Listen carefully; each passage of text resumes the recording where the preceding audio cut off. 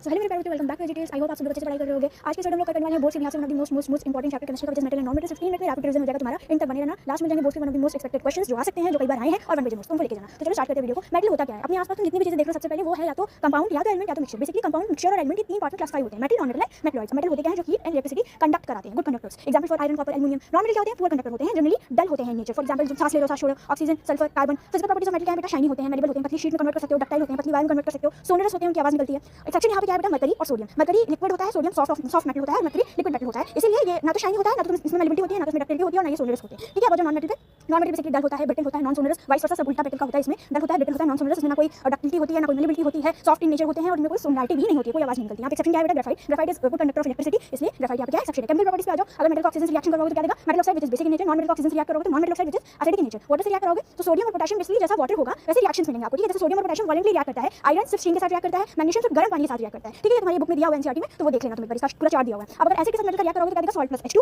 और यहाँ पे एक एक्सेप्शन क्या है? कॉपर और सिल्वर, जो कि रिएक्ट करता ही नहीं है एसिड के साथ। अब रिएक्टिविटी सीरीज पे आ जाओ बेटा। ये जो रिएक्टिविटी सीरीज तुम देख रहे हो, जिसको मैंने सर्कल किया, वो मोस्ट इंपॉर्टेंट एमसीक्यू में से डायरेक्ट क्वेश्चन उठ जाते हैं। जो सबसे ऊपर है वो है मोर रिएक्टिव एलिमेंट, जो बीच में है वो है लेस रिएक्टिव, और जो एकदम नीचे है ना बेटा, वो डिस्प्लेसमेंट रिएक्शन फॉलो करता है। डिस्प्लेसमेंट रिएक्शन क्या होता है? अगर नहीं देखी पहले चैप्टर तो जाके देख आओ, उसमें मैंने बताया हुआ है कि पहले दूसरे चैप्टर में बताया हुआ है what is displacement reaction in थोड़ा डीप में। तो डिस्प्लेसमेंट रिएक्शन इसलिए मैं आउटरो दे देती हूँ, जो ज्यादा रिएक्टिव होता है वो कम रिएक्टिव वाले को रिप्लेस कर देता है, मतलब उसकी जगह पे आ जाता है। That's displacement reaction. जैसे बेटा उसने तुमको रिप्लेस कर दिया, उससे और तुम अकेले रह गए, तो वहाँ पे भी यही केस होता है। जो ज्यादा रिएक्टिव होता है वो कम रिएक्टिव वाले को, जो वीक होता है उसको रिप्लेस कर देता है। अब जो ऑकरेंस ऑफ मेटल पे बेसिकली तो मेटल कहाँ से आते हैं? क्या होता है ऑकरेंस उसका? मोस्टली जो मेटल्स होते हैं वो ओर्स के थ्रू फाउंड होते हैं। हाईली रिएक्टिव जो मेटल होते हैं वो कंपाउंड्स में मिलते हैं, और जो सबसे लो रिएक्टिव होते हैं वो फ्री स्टेट में गोल्ड, सिल्वर ऐसे मिलते हैं। एक्सट्रैक्शन ऑफ मेटल कैसे निकलता है? 4 स्टेप्स निकलता है बेटा। पहला है कंसंट्रेशन ऑफ ओर, दूसरा है रोस्टिंग एंड कैल्सिनेशन, तीसरा है रिडक्शन, एंड चौथा है रिफाइनिंग। इन चारों को मैं डीप में नहीं बता पाऊंगी, अगर तुम्हें इसे डीप में पढ़ना है। देखो बोर्ड की क्लास से one of the most important topic है एक्सट्रैक्शन ऑफ मेटल, तो प्लीज बेटा इसको ध्यान से पढ़ना। अगर मुझसे इसको डीप में पढ़ना है तो मुझे कमेंट बताना। रैपिड रिवीजन है इसलिए मैं चारों नहीं समझा पाऊंगी, लेकिन चारों ही एग्जाम में आपसे बहुत इंपॉर्टेंट है, डायरेक्ट क्वेश्चन उठ जाता है। ठीक है, रिफाइनिंग पे तो डायग्राम बेस्ड क्वेश्चन उठ जाता है बेटा। ये जो डायग्राम देख रहे हो ना, इससे क्वेश्चन उठ जाता है, तो प्लीज बेटा एनसीईआरटी ध्यान से पढ़ना। अगर मुझसे इसको डिटेल में पढ़ना चाहते हो कमेंट बताना। बेटा कोरिजन में रस्टिंग ऑफ एयर होता है बेसिकली। इसमें क्या होता है? जब एयर और मॉइस्चर के कांटेक्ट में कोई चीज आ जाती है वो कोरोड हो जाती है। इसका प्रिवेंशन कैसे कर सकते हो? कैसे कोरिजन से तुम बचा सकते हो? पेंटिंग कर सकते हो, ऑयलिंग कर सकते हो, गैल्वेनाइजेशन कर सकते हो। गैल्वेनाइजेशन जिंक के ऊपर परत चढ़ा सकते हो, तो मेटल के ऊपर एक जिंक की परत चढ़ा देना, इसको गैल्वेनाइजेशन। इसके यूजेस क्या है? मेटल के क्या यूज है? वायर्स में, मशीनरीज में, यूटेंसिल्स में। नॉन मेटल के क्या यूज है? ऑक्सीजन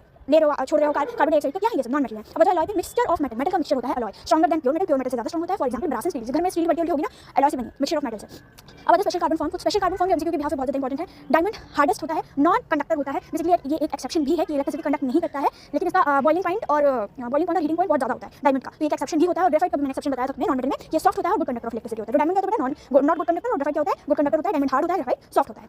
सो यहाँ पे खत्म हो गया video. That's all about today. ये ले लो तुम्हारे क्वेश्चन का स्क्रीनशॉट, इसको ध्यान से सॉल्व करना। ये है तुम्हारे 1 पेज नोट्स, इनको ले लो। और ये है तुम्हारी एक्सट्रैक्शन ऑफ ओर, जिनके बारे में बताया था, तो मैंने एक अलग से नोट बनाया है, तो देख लो बेटा। अगर इस चैप्टर को मुझसे तुम्हें डिटेल में पढ़ना है तो वो भी मुझे बताना, मैं उसके लिए भी पूरा ट्राई करूंगी। लेकिन कमेंट बताना, अपने को प्यार दो, सब्सक्राइब करो, नोटिफिकेशन बेल ऑन करो, जो करते हो तुम्हारे लिए करती हो, दोस्तों के साथ शेयर करो। रैपिड रिवीजन था, आई होप तुम लोग एंजॉय किया होगा, समझ में आया होगा। समझ में आया तो लाइक करो, कमेंट करो, बताओ कैसा लगा वीडियो। मिलते हैं नए दोस्तों के साथ नई वीडियो में, तब तक के लिए बाय बाय, टेक केयर।